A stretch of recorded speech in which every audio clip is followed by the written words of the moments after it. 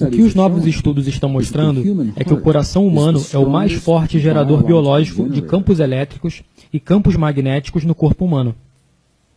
Então, o nosso coração tem a capacidade de gerar os mesmos campos dos quais as coisas do nosso mundo são feitas. Os nossos próprios livros de física dizem: se você quiser mudar as coisas da realidade, você tem que mudar ou o campo elétrico ou o campo magnético, e há um termo para ambos. O efeito Stark e o efeito Zeeman, que nos permitem mudar o campo eletromagnético. A nossa própria ciência está nos dizendo isso. Então, o que as descobertas agora estão mostrando é que quando temos um sentimento em nosso coração, estamos realmente criando ondas eletromagnéticas que mudam a qualidade dos átomos do nosso mundo. Eles literalmente interrompem o fluxo do tempo-espaço e reorganizam as coisas de que esse mundo é feito. E na medida em que somos treinados e condicionados para fazer isso nesse nível, afetamos nossa realidade. Para algumas pessoas isso é mínimo, para algumas pessoas isso parece milagroso. Alinhar-se a tudo isso, é isso que as tradições antigas sempre disseram. Somos convidados a sentir os sentimentos, dentro do nosso coração, para as coisas que gostaríamos de experimentar em nossas vidas, sentir como se elas já tivessem acontecido, em vez de pedir para que elas aconteçam. Esse sentimento impotente em nosso mundo, que todos nós fazemos de vez em quando, e não há nada errado em pedir intervenção. Mas o que a ciência está mostrando vem de um contexto. Há textos de 5.000 anos de idade que nos deixaram instruções. Instruções muito claras. E elas disseram: quando você quiser mudar seu corpo ou mudar seu mundo, ao invés de sentir o que você não tem, se sinta como se já tivesse acontecido. E isso parece não fazer muito sentido para nós. Soa como hocus-pocus para um cientista. Até entendermos que quando temos esse sentimento, o que estamos literalmente fazendo é criar um modelo eletromagnético. É a planta em nosso coração em que o material quântico do universo congela em torno de nós. Nos dá a realidade que corresponde ao que sentimos. E por enquanto, todos nós fazemos isso inconscientemente de vez em quando. Eu acho que estamos chegando a uma época da história agora, onde reconhecemos que somos uma família nesse planeta. E que quando nos unimos em cooperação, não que imponhamos a nossa vontade, ou controlamos ou manipulamos a nossa realidade. Não é disso que se trata. O físico John Wheeler, colega de Einstein, chamou de participação. Ele disse que participamos no tipo de criação, o tipo de realidade que nós escolhemos ter. Seja a biologia de um corpo humano ou a paz entre as nações, em uma ampla área geográfica. E o papel que nós desempenhamos é determinado diretamente pela nossa vontade de aceitar o nosso papel como parte disso. E isso muda tudo. Muda tudo porque, por 300 anos de ciência, temos sido condicionados a acreditar que somos separados do mundo, que temos muito pouco poder sobre qualquer coisa que aconteça no nosso mundo, que somos vítimas de qualquer que seja a vida trazida para o nosso caminho, e nós só precisamos fazer o melhor que pudermos fazer. E você espera que o melhor aconteça. E tudo agora está começando a mudar, e é a nossa própria ciência que está se aproximando, em uma linguagem em que confiamos. A língua da física quântica e ciência. Eles estão se aproximando dos próprios princípios que dizem precisamente as mesmas coisas, que em alguns casos têm sido estudadas há 5, 6 mil anos. Por isso está trazendo aqueles dois modos de conhecimento, dois grandes caminhos, ciência e espiritualidade, deixando-as juntas em uma única sabedoria, que é maior do que qualquer uma delas quando não estão juntas, e nos ajudando a nos tornarmos pessoas melhores, a criar um mundo melhor, e enfrentar com esperança os desafios que iremos encontrar. É uma época muito emocionante em nosso mundo. Existe um campo inteligente de energia que permeia nossa realidade física. Sabemos que esse campo está lá, tem sido documentado. É o que é chamado de campo de energia não convencional. Não funciona como a eletricidade. Então nunca tivemos equipamentos para medi-lo. Estávamos tentando medir com equipamento que mede coisas como sinais de televisão ou ondas de rádio. E a energia não trabalha dessa forma. Então, somente no final dos anos 90, início dos anos 2000, que realmente tivemos ampla disseminação e acesso à tecnologia para medir essas coisas. Houve pioneiros no final do século XVIII, Tesla e outros pesquisadores. Certas pessoas que tinham vislumbres, insights sobre como o nosso mundo funciona. E eles estavam nos dizendo isso há mais de 100 anos. Mas isso só foi disseminado em artigos acadêmicos e revisados por pares recentemente. Isso só se tornou aceito nos últimos anos. Então estamos chegando apenas ao lugar onde essas tradições antigas começaram. E é aí em que a ciência e a espiritualidade, eu acredito, realmente podem servir uma à outra. Porque os cientistas dizem, ok, há um campo lá fora em que tudo se conecta, nós influenciamos esse campo. E então eles dizem, o que fazemos com isso? Coçam suas cabeças dizendo, o que nós fazemos com isso? As antigas tradições e as nossas mais queridas tradições espirituais indígenas começaram a partir desse ponto. Eles disseram, sim, tudo é conectado. Greg, você está falando de ter esses sentimentos no coração. Nós pensávamos que nossos pensamentos criavam nossa realidade. Você ouve muito isso, então não são os pensamentos que estão realmente fazendo isso. Pensamentos são importantes, mas essa é a novidade. Estudos recentes estão mostrando que o cérebro humano também cria campos eletromagnéticos, mas eles são relativamente fracos em comparação ao coração. O coração é cerca de 100 vezes mais forte eletricamente do que o cérebro humano, e o coração é cerca de 5.000 vezes mais forte magneticamente que o cérebro humano. Por isso, se vamos criar um campo elétrico ou magnético que afeta a nossa realidade, provavelmente não pode ser feito com o pensamento.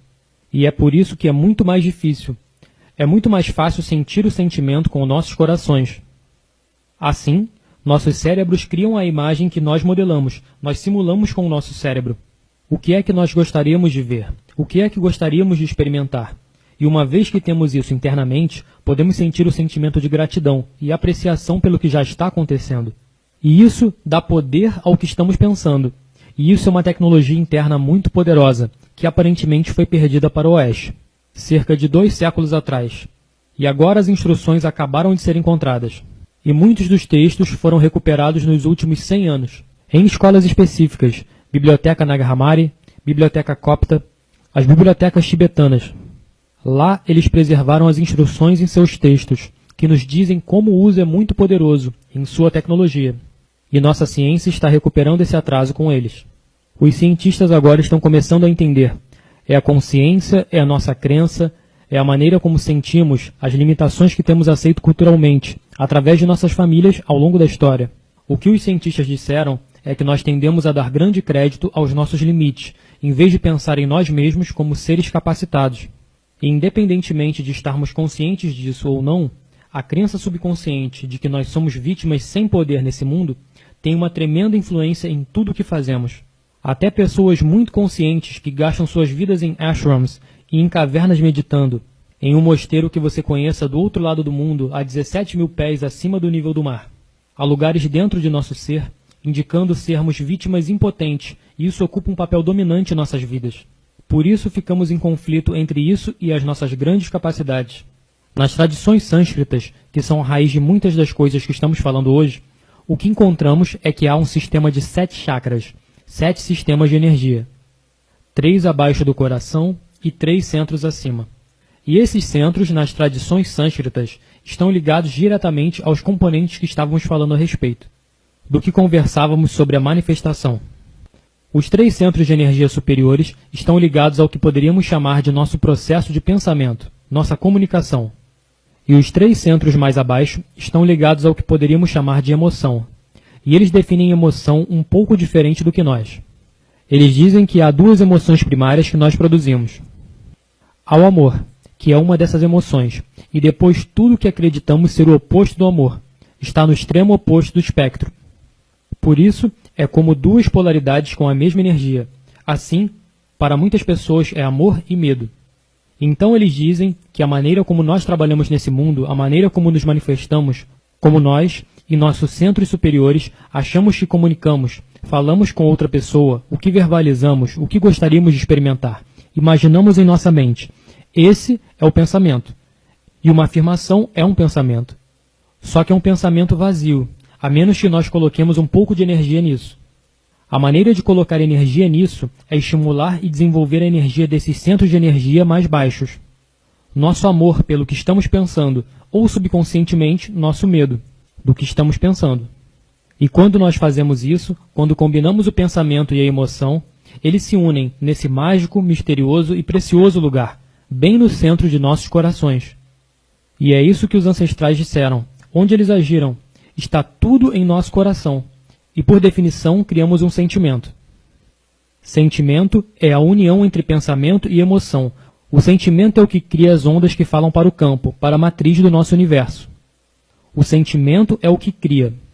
Assim, a menos que tenhamos imbuído nossa afirmação, que a tenhamos alimentado com a emoção do nosso amor, pelo nosso companheiro perfeito que está se manifestando agora, ou nossa abundância, ou a nossa cura, ou a cura dos nossos entes queridos, eles podem se tornar apenas um pensamento vazio.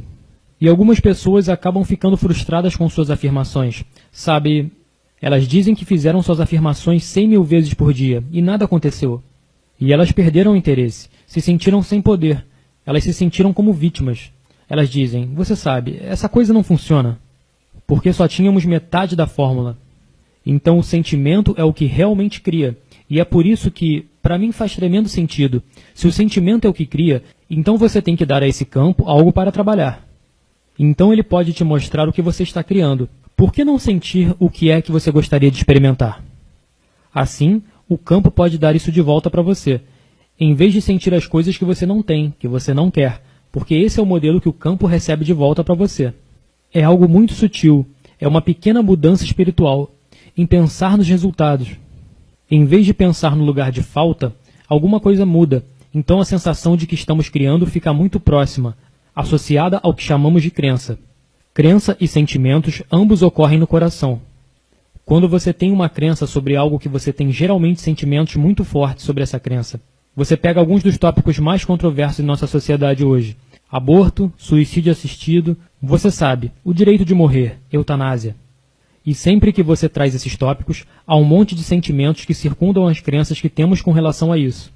Então eles estão intimamente relacionados. Então você faz a pergunta, é importante crer? Sim, é importante. No grau que acreditamos ser curados, para esse grau, quando começamos a criar os tipos de padrões em nosso corpo, nosso coração vai enviar os sinais para o nosso cérebro dizendo, esse corpo está curado. Então o cérebro vai inundar o corpo com a química que permitirá a cura. Já vimos isso documentado, medicamente. Então isso acontece dentro de nossos corpos. O mesmo princípio agora está sendo documentado além de nossos corpos. Então o efeito não se limita aos nossos corpos. Esse campo carrega esses efeitos além de nossos corpos no nosso mundo físico. Dessa forma, nós influenciamos. Sim, eu não estou usando a palavra controlar ou manipular. Não estamos impondo a nossa vontade quando influenciamos. Nós temos a capacidade de influenciar o resultado dos eventos em nossas vidas, individual e coletivamente.